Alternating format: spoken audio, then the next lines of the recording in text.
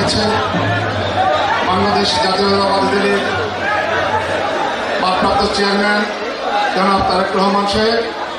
তো আমার সৌভাগ্য ওনার হয়েছে। তো পরমেশ্বর ভগবান শ্রীকৃষ্ণ এই ধরাধামে কেন এসেছিলেন?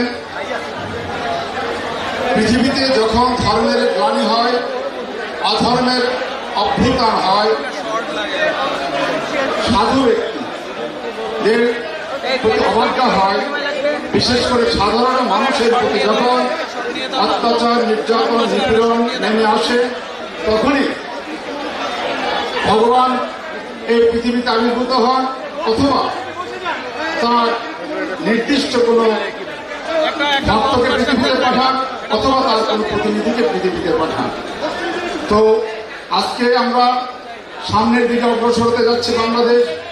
এই বাংলাদেশের সম্মুখভাগের যে অগ্রযাত্রা, সেটা আমরা নিশ্চিতভাবে ধরে নিতে পারি এটাই ভগবানের একটি ইশারা বা ভগবানের ইচ্ছার প্রতিফলন, যে পৃথিবীতে একটা শান্তি, বাংলাদেশের দিকে একটি সুন্দর শান্তি বয়ে আনবে আগামীতে।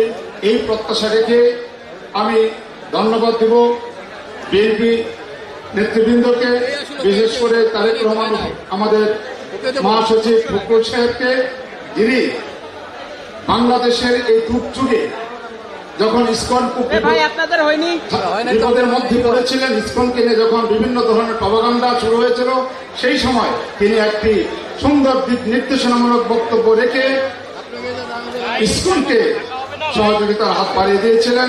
সেই জন্য জনাব ফখরুল সাহেব এবং জনাব তারেক রহমান সহ